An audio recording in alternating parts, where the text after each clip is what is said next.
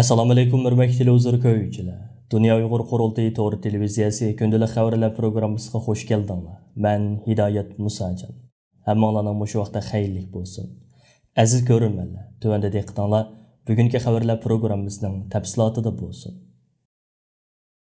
Irqiy qirg'inchilik olimpiki deb atalgan Beijing qishliq olimpiki ichilish oldida turgan bir paytda Dunyo Uyg'ur qurultiyi, Belgiya Uyg'ur jamiyati, Uyg'ur hareket tashkiloti va Amerika Uyg'ur tadqiqot markazi qatorliq tashkilotlar 1 va 2 fevral kunlari Belgiya parlamentida, Yevropa parlamentida va Amerikaning Belgiyadagi elchixonasida bir yurish guvohlik berish faoliyatlarini uyushtirib, xalqaro jamoatchilikning shuncha kuchli qarshiligiga va ko'plagan demokratik ellarning diplomatik boykot qilishiga qaramasdan, Xalqaro Olimpik komitetining mazkur olimpikni Xitoydek zolim va diktator bir davlatda o'tkazishdan voz kechmaganligini qattiq tanqidlash bilan birga, Xitoyning Sharq Turkistonda Uyg'urlarni asos qilgan xalqlarga qaratayotgan irqiy qirg'inchiligining hozirmi ham jiddiy davom qilayotganligini qayta xotirlatib o'tdi. Oldi bilan 1 fevral tushdan keyin Belgiya Yeshillar partiyasiga mansub parlament a'zosi Belgiya parlamentiga Uyg'ur irqiy qirg'inchiligi haqida qaror loyihasini hozirlab sungan Uyg'ur xalqining samimiy do'sti Samuel Kogolati afandimning bevosita o'rinlashtirishi va Belgiya Uyg'ur jamiyatining raisi Abdullah Imarov bilan Gollandiyadagi lager shoidimiz Qalbinur Sidiqning qatnashishi bilan Belgiya parlamentida Uyg'ur irqiy qirg'inchiligi haqida guvohlik berish va axborot e'lon qilish yig'ini o'tkazildi. Parlament a'zosi Samuel Kogolati afandi yig'inda qilgan so'zida Sharq Turkiston xalqiga qarata rahimsizlarcha irqiy qirg'inchilik yurgizayotgan, Tibet, Mongol va Hong Kong xalqlariga qarata zulm va besim siyosatini yurgizayotgan Xitoydek bir diktator davlatda olimpik yig'ini o'tkazilishining olimpikning ruhiga og'ir darajada xilof bir harakat bo'lib qolmasdan, balki insoniyat dunyosi uchunmi og'ir bir or-nomus ekanligini ta'kidlab o'tish bilan birga, Belgiya parlamentidan Beijing qishliq olimpiki boshlanadigan 4 fevral juma kuni mazkur olimpikka qarshi o'rtaq bir bayonot e'lon qilishni talab qildi. Belgiya Uyg'ur jamiyatining raisi Abdullah Imarov va Gollandiyadagi jasur lager shoidimiz Qalbinur Sidiq xonim yig'inda bergan guvohliklarida Xitoyning Sharq Turkistonda Uyg'urlarni asos qilgan yerli xalqlarga qaratayotgan irqiy qirg'inchiligining, jazo lagerlari va majburiy emgak tuzimining, shundaqla boshqa jinoiy qilmishlarining hozirmi ham jiddiy davom qilayotganligini qayta xotirlatib o'tish bilan birga, Belgiya hukumatidan Xitoyga qarshi yanada unumli jazo tadbirlarini yo'lga qo'yishni talab qilishdi.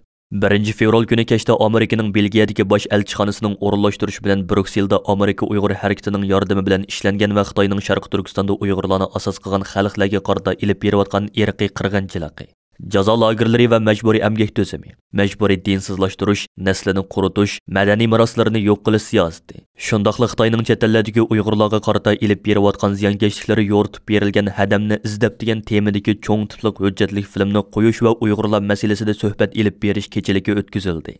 Mazkur kechilikka Amerikaning Belgiyadagi bosh elchisining alohida taklifi bilan Yevropa va Belgiya parlamentining bir qism a'zolari, Dunyo Uyg'ur qurultiyining raisi Dolqun Aysa, Uyg'ur harakati tashkilotining raisi Roshan Abbas, Amerika Uyg'ur tadqiqot markazining raisi Abdulhakim Idris, Belgiya Uyg'ur jamiyatining raisi Abdullah va Gollandiyadagi lager shoida Qalbinur Sidiq, shundaqla Belgiyadagi bir qism Uyg'ur jamoatidan bo'lib ko'p sonli kishi qatnashdi. Kechilikda avval Uyg'ur harakati tashkilotining raisi Roshan Abbas xonimning hadisa bosh personaj qilingan Hadamni izlab nomli film qo'yib berildi.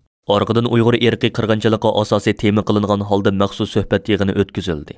2 fevral kuni Dunyo Uyg'ur qurultiyining raisi Dolqun Aysa, Uyg'ur harakati tashkilotining raisi Roshan Abbas, Amerika Uyg'ur tadqiqot markazining raisi Abdulhakim Idris va Gollandiyadagi lager shoida Qalbinur Sidiq xonimdan tarkib topgan hay'at Yevropa parlamentini ziyorat qilib, parlament a'zolaridan Angin Aroqlu, Ilhon Kuchi qatorliq bir qism parlament a'zolari bilan uchrashuv ilib berib, ularga Uyg'urlarning navbatdagi vaziyati haqida ma'lumot berish bilan birga, Yevropa parlamenti va Yevropa birligidan Uyg'ur irqiy qirg'inchiligini to'sib qilish uchun Xitoyga qarshi texmo unumli jazo tadbirlarini yo'lga qo'yishni talab qilishdi. Dolqun Aysa afandi Yevropa parlamentining a'zolari bilan ko'rish jarayonida qilgan so'zida 2022 yillik Beijing qishliq olimpikini diplomatiya jihatdan boykot qilish masalasida Yevropa birligiga a'zo ba'zi davlatlarning ikkilanish ichida qolganligini va bu sababdan Yevropa ittifoqining Beijing olimpikiga qarshi o'rtaq qaror ololmaganligini qattiq tanqidladi. 2 fevral kuni Dolqun Aysa afandi Germaniyaning davlatlik axborot vositalarining biri hisoblangan Germaniya ovozi radiosining inglizcha anglatishining ziyoratini qabul qilgandimi yuqorqi so'zlarini takrorlash bilan birga, Germaniyaning yangi bosh ministrining va Germaniyaning yangi hukumatining 2022 yillik Beijing qishliq olimpikini diplomatik boykot qilish qarori olmaganligidan qattiq afsuslanganligini ifoda qildi.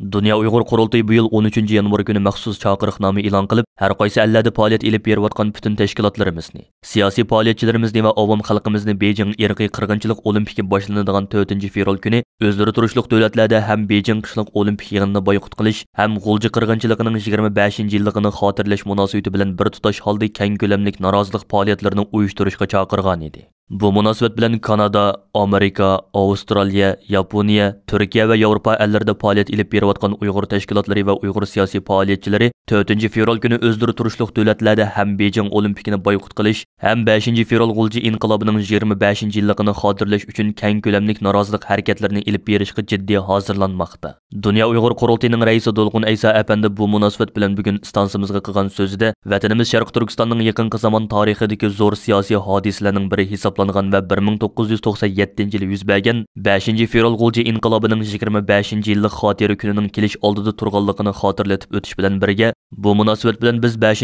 fevral inqilobi jarayonidagi millatimizning hurligi, erkinligi va ozodligi uchun aziz jonlarini fido qilgan qahramon shahidlarimizga va g'ozilarimizga cho'nqur hurmatimizni va cheksiz seg'inishimizni bildiramiz. Bugun Uyg'urlar masalasining xalqaro zo'r bir masalaga aylanishi ana shu vatan ichidagi qaysar xalqimizning to'lagan ig'ir badallarining, hayoti badaliga ilib bo'lgan tinimsiz kurashlarining, zulmga va o'limga tiz bukmaydigan shonliq ruhining bevosita mahsuli va natijasidan iborat deb ko'rsatdi.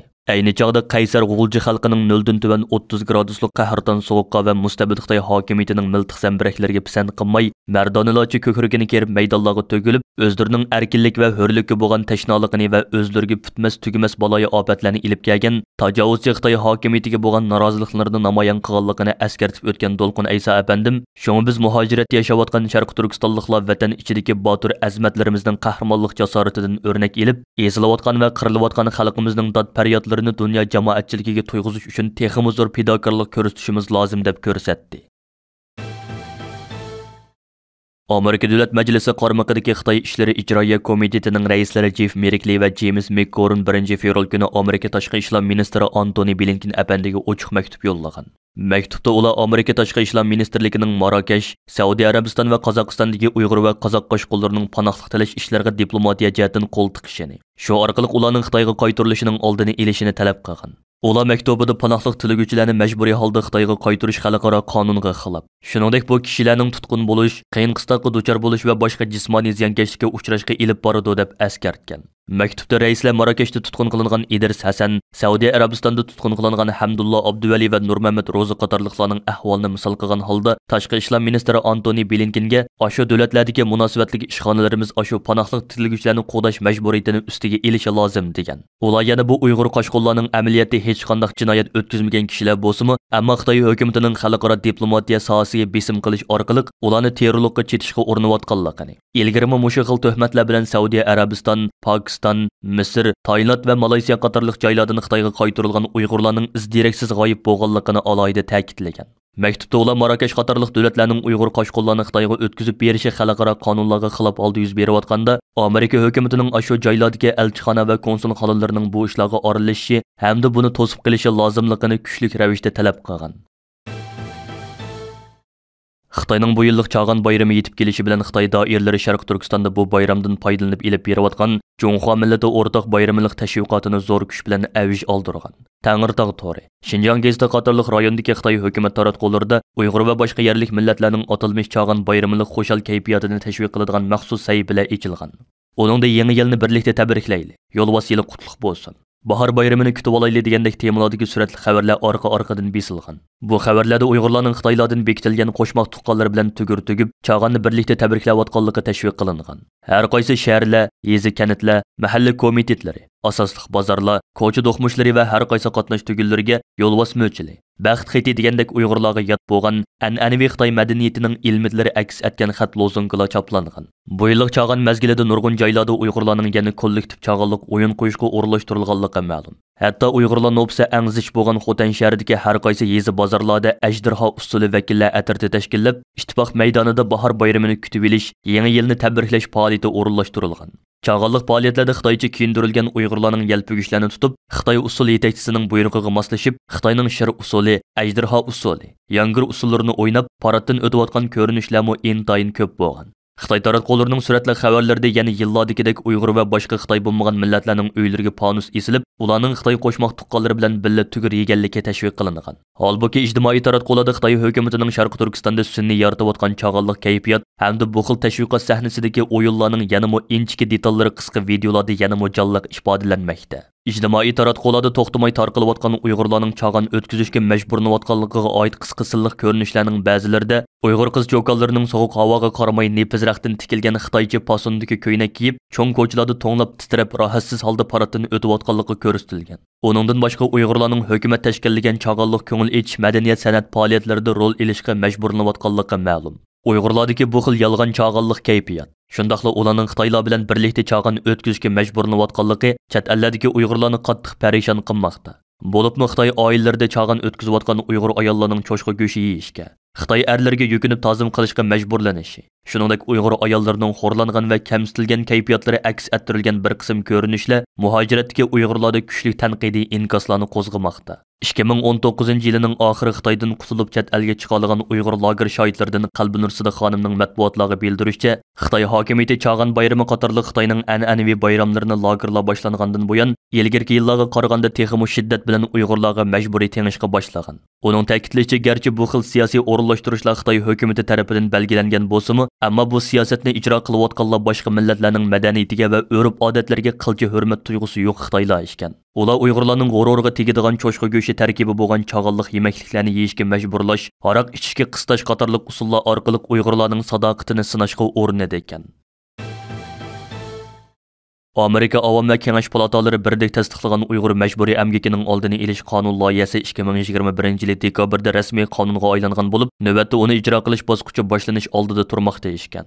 Amerika Davlat Majlisi qarmaqidagi Xitoy ishlari ijroiya komitetining raislari Jeff Merkley va James McGovern, shuningdek palata a'zolaridan Marco Rubio, Christopher Sims qatorliqlar kollektiv maktub yo'llab, Avam palatasi va Kengash palatasi moliya komitetidan bu qonunni ijro qilishga kerakli xarajatni o'stirib berishni talab qilgan. 2 fevral kuni e'lon qilingan ochiq maktubda Sharq Turkistonning navbatda irqiy qirg'inchilik va majburiy emgakning bazasi bo'layotganligi, bu joydagi Uyg'urlarga va insoniyatga qarshi jinoyatlarga bog'lanishlik bo'lgan ishlab chiqarish faoliyatlarining mahsulotlari bo'lgan tovarlarni Amerika bozoriga kirgizmaslik uchun bu qonunning ma'qullanganligi eskartilib, Avam va Kengash palatalarining moliya komiteti ajratib bergan 19 million Amerika dollarlik mablag' navbatdagi cheklash va oldini olish xizmatiga kamlik qiladi. Shunga chegara qo'g'dash va tamojna idorasining bu xizmatni o'ngishli davom qildirishi uchun buningga ajratilgan mablag'ni tezdan ko'paytib berishni so'raymiz deyilgan. Ma'lum bo'lishicha, Uyg'ur majburiy emgakining oldini olish qonuni 2022 yil 21 iyundan boshlab ijro qilingan bo'lib, shu kundan boshlab Sharq Turkistondagi majburiy emgakka bog'lanishlik ekanligi ma'lum bo'lgan shirkatlarning barliq tovarlari Amerika tamojnasida musodara qilinadi ekan. Hurmatli ko'ruvchilar, yuqorida Dunyo Uyg'ur qurultiyi to'g'ri televiziyasi kundalik xabarlar programmasida diqqatingizga sundiq. Keyin qitimliq programmamizni ko'rishaylik. Ko'rishga omon bo'lgaysizlar. Xayr xo'sh.